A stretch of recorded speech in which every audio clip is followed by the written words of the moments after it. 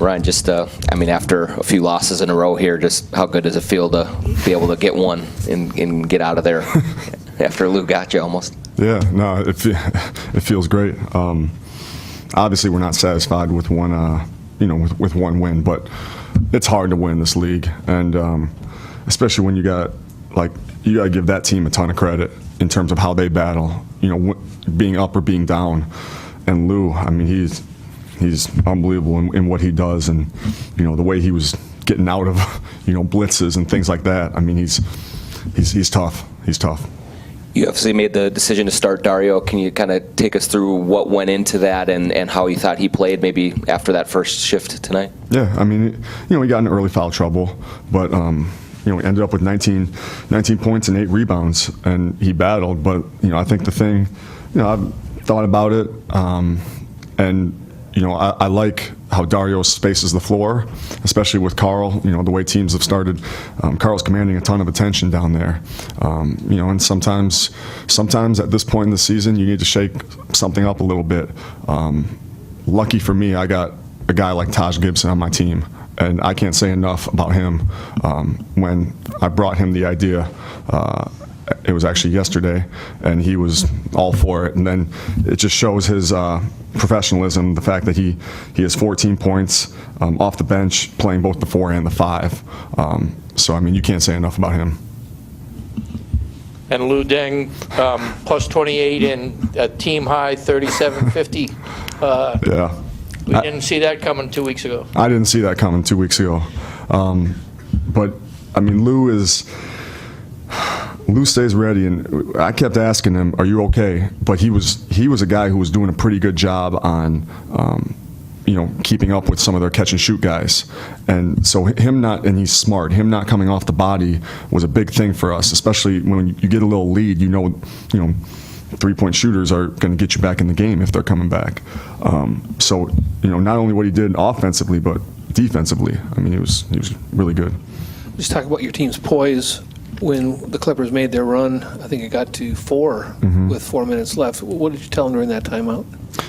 We got veteran guys too, so not a lot needs to be said in situations like that. But we obviously do still have some young guys, so you do just want to, you keep reiterating, hey, we're okay. This is what this team does. Now it's the teams that fold against them, who don't battle back and don't get stops. That really, you come out on the wrong end, and you've seen that the last couple games with the Clippers. They battle back. With Lou, just the way that he runs the floor hard. You talked about the way he plays defensively. When guy plays like as smart and hard as he did, is he kind of somebody that you kind of want out there almost kind of regardless of the injury situation now? Yeah, and him and I have had conversations too, and he's a guy I have a lot of one-on-one conversations with. And he's, been adamant about, hey, whatever my role is, I'm ready, and I believe him, and I believe that with a number of our guys. We just got a really high character team.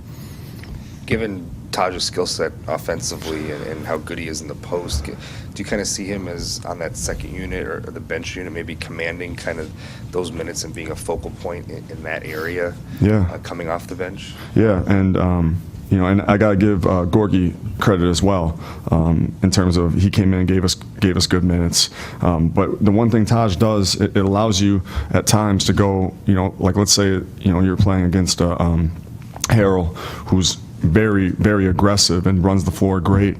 You can go a little bit smaller too and have Taj. He played some minutes at the 5 tonight.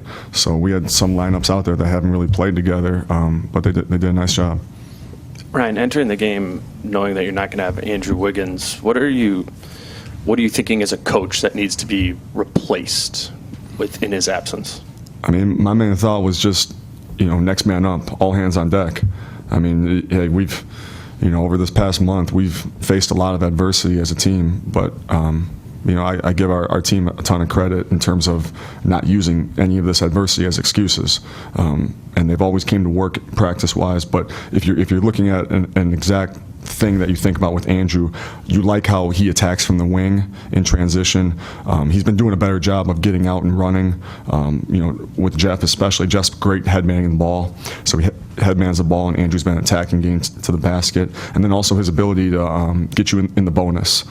He draws fouls a lot of times, just in terms of getting in the paint. With his long stride, you got teams reaching. How big was what Derek was able to give you in his return, and then how good was it to see Jeff be able to carry a full load again tonight? Yeah, I mean, a couple of those guys didn't play or played more minutes than I had hoped. But hey, we got the break coming up. We had to scratch out a win, and sometimes when you need to scratch out a win, you gotta dig down. And Jeff being able to handle a full load, 19 points, 10 assists, and only 1 turnover, and really controlling the game. And it's also hard to do against a guy like Pat Beverly, who's a very good on-ball defender. So Jeff was good, and then Derek, he's got a flair for the dramatic. At the end of games, that's what he can do. I mean, it's nice to have him on our side. And do you have any information on what happened to Josh? I know he left and had to go back to the locker room and came back with his. Yeah, I don't have exact information on that.